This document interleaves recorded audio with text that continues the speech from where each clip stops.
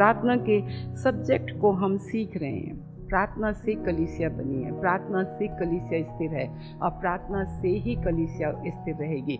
प्रार्थना ने कलीसिया को बनाया है। जब कलीसिया शब्द आता है तो आप अपने अंदर अपने आप को रखो, अलग किए गए लोग, चुने गए लोग। आप हैं कलीसिया, आप हैं मसीह की देह, अकेले नहीं, हम देह के अंग हैं। कलीसिया उठाए जाने पर है। चिन्ह चमत्कार परमेश्वर करता है और करता रहेगा, ठीक है। परंतु परमेश्वर इन अद्भुत कामों को इसलिए करता है कि आप उसको पहचानें, आप उसको जानें, आप उसके बहुत करीब आएँ, आप उसको इतना जानें कि आपके सामने बहुत सारी चीज़ें फीकी नजर आए। वचन की अज्ञानता अच्छी बात नहीं है। परमेश्वर एक सा काम नहीं करता, एक सी चंगाई परमेश्वर नहीं देता। सो कलीसिया प्रार्थना से बनी है और प्रार्थना कभी छूटना नहीं चाहिए, है ना। कई लोग बहुत चिंता करते हैं, बहुत चिंता करते हैं। ऐसा नहीं है, हम भी करते हैं। पहले मैं नहीं करती थी, आजकल मुझे बड़ा अजीब सा लगता है, क्योंकि जब हम लोगों के साथ व्यतीत करते हैं, रिश्ते नातों को देखते हैं, कलीसिया के साथ हम करते हैं, तो हम लोगों के जीवन को बैकस्लाइड जीवन देखते हैं। बैकस्लाइड समझते, पीछे हटा हुआ जीवन। जब हमारे पास कुछ नहीं होता है तो हम सामने सामने होते हैं, हमें प्रभु बहुत अच्छा लगता है ना। अभी तो क्या है, अभी अच्छी बातें भी कड़वी लगती, पहले तो कड़वी बातें भी बहुत मीठी लगती थी, हाँ या नहीं। तो इसका क्या मतलब है? बदलाव आ गया है, मनुष्य के जीवन में बदलाव आ गया है, उसके प्रेम में। चिंता करके हम क्या कर सकते हैं? कुछ भी नहीं कर सकते। चिंता करना ही क्यों?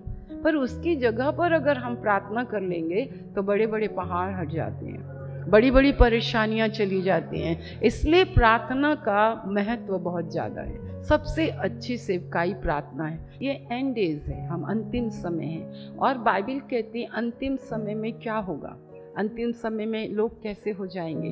तो हमको भी अजीब सा लगता है, परंतु परमेश्वर का धन्यवाद हो, वचन मेरे को फिर प्रभु ने स्मरण दिलाया। जैसे सूर्य निकलता और डूबता है, जिस दिन से मैंने उसे बनाया उसका केवल एक काम है, उसे कोई पसंद करे या ना करे, शेड लगा दे, ये लगा दे, और देखो पूर्व से निकलता पश्चिम से डूबता है और वो आज तक कर रहा है, और एक दिन वो सूर्य अंधकार हो जाएगा। अब परमेश्वर अपने लोगों को बहुत हियाव और हिम्मत देते हैं कि तुम क्या करो, अपना काम करते रहो, सिखाते रहो, समझाते रहो, उल्हाना देते रहो, डांटते रहो, सब कुछ करते रहो, क्योंकि आपके अंदर जो आपकी स्पिरिट है, आत्मा है, वही बहुमूल्य है। आपको पता, आत्मिक रीति से जगाने वाला आपके साथ होना चाहिए, आपके दिए को जलाकर रखने वाला होना चाहिए। आत्मिक मनुष्य होना बहुत ज़्यादा जरूरी है। शैतान आपको बहुत ज़्यादा संसारिकता में, बकझक में, परिवार में, इसमें, खाने और पीने में, जहाँ आपकी प्रार्थना लेस हुई, जहाँ आपकी प्रार्थना कम हुई, आपका आत्मिक जीवन की गिरावट वहीं हो जाती है। आत्मा में प्रार्थना करना है, सबसे ज़्यादा लिखा आत्मा में प्रार्थना करना, शरीर में नहीं, मुंह से नहीं, आत्मा में प्रार्थना करना बहुत ज़्यादा जरूरी है। आओ हम अपनी कमर कसें, हियाव मान कर हम अपने परमेश्वर के काम को करें कि घुटनों और आंसुओं से ये चीज़ें हमें मिली है, हमें कहीं से नहीं मिली है। उसका आदर करना ये हमारे बस की बात है। आपको बहुत सावधान रहना है, बहुत सावधान रहना है। परमेश्वर का काम आप अपने आप नहीं कर सकते हो। प्रभु के काम के लिए हमें परमेश्वर का चुनाव होता है। हालेलुया। हम प्रार्थना में ने देखा, बड़े बड़े कामों को होते हुए देखा। हम ये चाहते हैं कि प्रभु की सारी चीज़ें प्रभु के हाथ में रहें। हम चले जाएंगे पर परमेश्वर का ये भवन हमेशा रहेगा। जहाँ जहाँ प्रभु का भवन है वो भवन हमेशा रहेगा। लोग आएंगे, लोग जाएंगे, लोग आराधना करेंगे। लोगों को पहचान नहीं है कौन आत्मा में है, कौन शरीर में है। आपने भी बहुत गलतियां की हैं, अपनी गलतियों को माने। आपको सीधे सीधे प्रभु की वाणी सुनना है। हालेलुया। परमेश्वर से आपको सलाह लेना। संसारिकता और शारीरिकता ज़्यादा दिन चलती नहीं है। और सबसे बड़ी बात है, बात नहीं सुनना, आत्मा की आवाज़ को नहीं पहचानना, अड़ंगा मारना। आप लोगों के अंदर अपनी आंखों को बंद करें। कई लोग सम्मति को नहीं मानते, अपनी मुर्गी की एक टांग। ऐसे लोगों से दूर हो जाओ जो सिर्फ अपनी ही बातें करते हैं। प्रभु की बातें नहीं करते, प्रभु की सलाह नहीं लेते, परमेश्वर की सम्मति नहीं करते। आप में से कोई ऐसा सक्षम नहीं है जो ऐसा कर सके। सुनना नहीं है। इस अनसुनी करने वाली आत्मा को अपने जीवन से दूर करें। सुनते नहीं हैं, अपनी बात रखते हैं, चाहे प्रार्थना में अपनी बात रखते हैं, सिवाय परमेश्वर के सामने आप बढ़ के कुछ नहीं करते हैं। आपको परमेश्वर की सुनना है। सुबह उठ जाए और अपने परमेश्वर से कहें, कह तेरी दासी सुनती। रोज तो आप ही बोलते हैं, आप कम बोलें, उससे बोलें। ये ढिठाई की आत्मा, जिद की आत्मा, अपनी ही बात बोलना, अपने आप को इतना समझदार बुद्धिमान समझना, तो प्रकट भी होना चाहिए, तो प्रकट भी होनी चाहिए। हाँ या नहीं, हाँ या नहीं। रिजल्ट दिखना चाहिए ना, फल दिखना चाहिए ना, पर फल तो 0 है, तो फिर क्या मतलब है। अच्छा है ना अपने आप को कहें, आई एम नथिंग लॉर्ड, है आई एम एम्प्टी, मैं खाली हूँ प्रभु, मुझे भर दे। हम गाते हैं, हाथ उठाता हूँ यीशु राजा को, जो था जो है उसको गाता हूँ मेरे दिल में। क्या आपके दिल में वही रहता है? दुनिया की चिंताएं भरी पड़ी हैं, दुनिया के झमेले आपके अंदर भरे पड़े हैं, दुनिया की चिंताएं आपके अंदर भरी पड़ी हैं, और आप कहते हैं मेरे दिल में तू ही रहता है। हम झूठ बोलते हैं। जिस दिन हमारे दिल में वो आ गया ना, हमारा जीवन कुछ और ही हो जाएगा, हमारे स्वभाव कुछ और ही हो जाएंगे। परमेश्वर का धन्यवाद कि प्रभु हमें शक्ति और सामर्थ्य देता है। हालेलुया।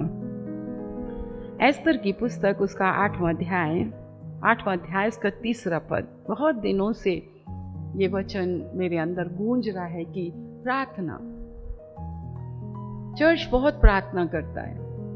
आप प्रार्थना करते हैं, 40 दिन प्रार्थना करते हैं, 1 महीना दिसंबर महीने में प्रार्थना करते हैं। मैं बहुत बड़ी आशा रखती हूँ आपके लिए कि 1 महीना के प्रार्थना के बाद आपके जीवन में कोई फल नजर आए, सेवकाई शुरू हो जाए, आप आत्माओं को जीतने लग जाएं, आप बाहर जा रहे हैं, आपको परमेश्वर इस्तेमाल कर रहा है। परंतु हम जानते हैं कि मेरे नाम से लोग तुम्हें बैर करेंगे, मेरे नाम के कारण तुम सताए जाओगे, मेरे नाम के कारण तुमको बंदी गृह में डाला जाएगा, मेरे नाम के खातिर। परंतु तुम क्या करो? आनंदित और मगन होना, क्योंकि स्वर्ग में बड़ा प्रतिफल है।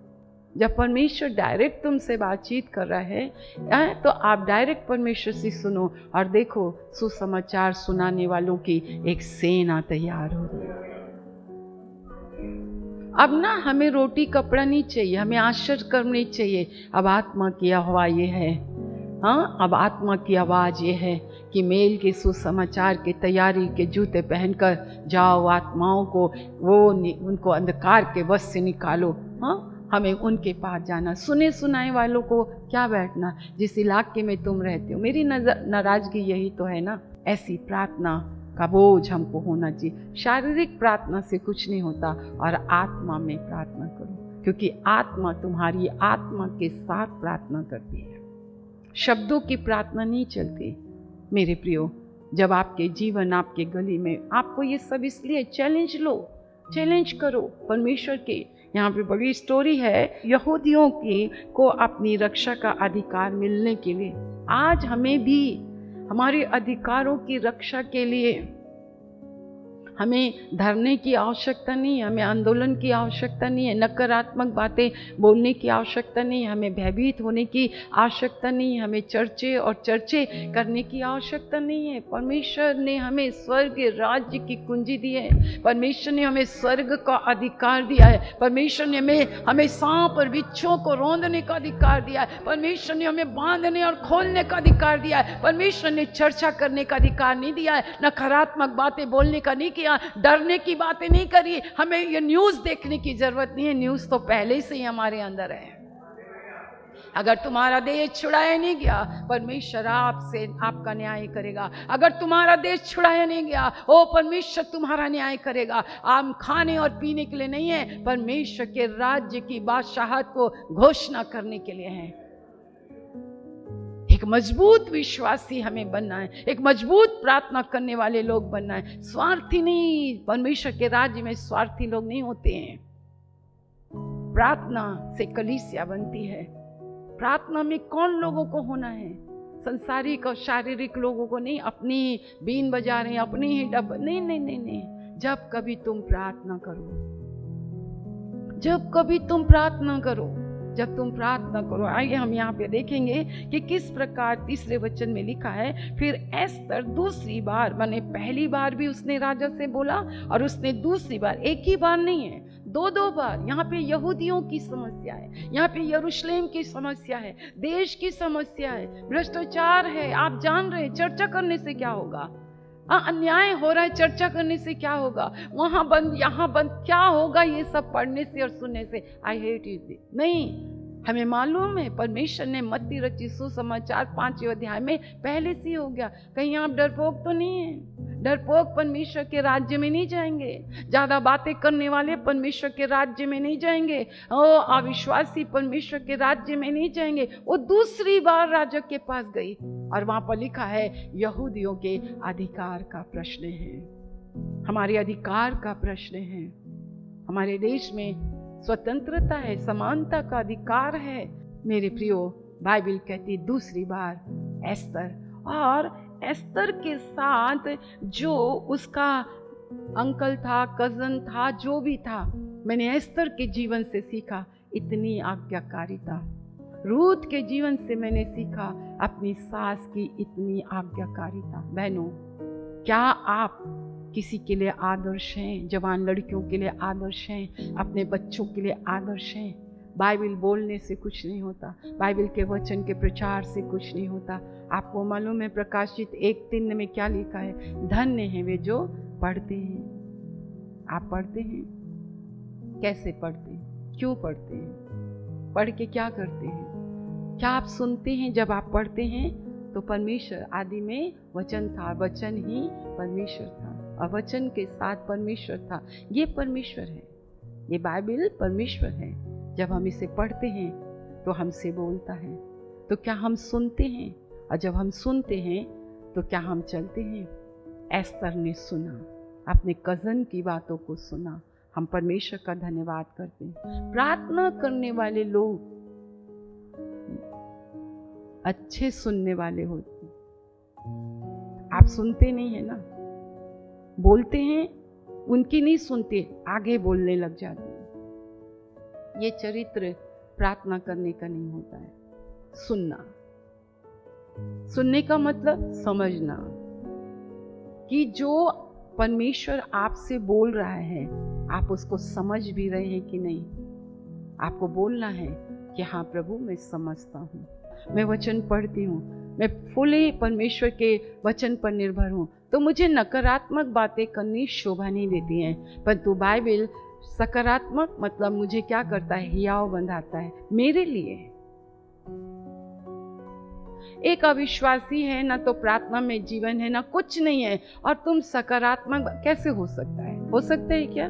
नहीं। सकारात्मक जिसे हम कहते हैं क्या है? वो हमारे हियाव के लिए है। मेरा परमेश्वर जो मुझे सामर्थ्य देता है, उसके बल से मैं सब कुछ कर सकता हूँ। ये पॉजिटिव है। ये मुझे स्मरण दिलाएगा पवित्र। मेरे से नहीं हो सकता, प्रार्थना मुझसे नहीं हो सकती, एक विश्वास का जीवन मैं जी नहीं सकती हूँ। वो इस अधर्म भरी दुनिया में मैं कैसे एक धर्म के अनुसार, पवित्रता के अनुसार जी सकती हूँ? पर जो मुझे सामर्थ्य देता, बी पॉजिटिव। परमेश्वर का वचन फिलिपी में, जो मुझे सामर्थ्य देगा, मुझे पवित्र आत्मा देगा, तो मैं क्या कर सकती हूँ? ऐसे अविश्वासियों के मध्य में भी रहकर मैं एक विश्वासी का जीवन मैं जी सकती हूँ। कंपैरिजन है ना, तुलना। सामने वाला कुछ, हाँ हाँ, क्यों पहले तुमने क्यों नहीं गवाही दी? पहले तुमने क्यों दर्शन की बातें नहीं बोली? पहले तुमने क्यों भविष्यवाणी की बातें नहीं बोली? जब हमने बोला हाँ हमारा भी ऐसे, हमारा भी वैसे। ये चीजें प्रार्थना में बहुत ज्यादा रुकावट डालती हैं। अंतिम समय में परमेश्वर स्वप्न के द्वारा नहीं बोलता। आपके स्वप्न में भी हाथ और पैर होना चाहिए, और अपने स्वप्न परमेश्वर के लोगों को जरूर बताना चाहिए। ये तुम्हारी अत्यधिक, अय्यूब ये कहता, अत्यधिक कामों के कारण, अत्यधिक थकान के कारण, है ना, ऐसे स्वप्न आते हैं। परंतु परमेश्वर इब्रानी की पुस्तक 1:3 लिखा है, अंतिम दिनों में वो अपने पुत्र के द्वारा बातचीत करता है। Praise the Lord, hallelujah, hallelujah. मेरे प्रभु इस तेल और जल को छू लीजिए। यीशु के नाम से यीशु का लहू बन जाए, यीशु के नाम से यीशु का लहू बन जाए, यीशु के नाम से यीशु का लहू बन जाए। इस लहू को पीकर मेरे परमेश्वर, मेरे प्रभु, जो कोई भी किडनी के लिए हो, गुर्दे के लिए हो, दिल के लिए हो, आंखों कानों के लिए हो, फेफड़े के लिए हो, बड़ी से बड़ी बीमारियां, अंधा गूंगा बहरा, मेरे प्रभु के लहू में सामर्थ्य है। देखने लगो, सुनने लगो, यीशु के नाम से, यीशु के लहू की सामर्थ्य के द्वारा मिर्गी घुटने टेके, दुष्ट आत्माएं घुटने टेके, कैंसर गायब हो, पथरी निकल जाए, परमेश्वर बांझ की कोख खुल जाए, हर एक प्रकार से प्रभु परमेश्वर बीमारियां जाती रहें और आपके नाम का यश फैले, आपके नाम का यश फैले। आपके लहू की सामर्थ मेरे परमेश्वर, लहू हाबिल के लहू से जोर जोर से बोले परमेश्वर, लोग जाने पहचाने, आपकी इबादत करें और आपका न्याय से बच जाएं। परमेश्वर पिता, आपने सुना है, धन्यवाद। अब हमारे परमेश्वर पिता का प्रेम, प्रभु यीशु मसीह का अनुग्रह और पवित्र आत्मा की सहभागिता जब तक इस शुभ बादलों पर न आए, हम सबों के ऊपर होती रहे। और एक साथ कहें आमीन।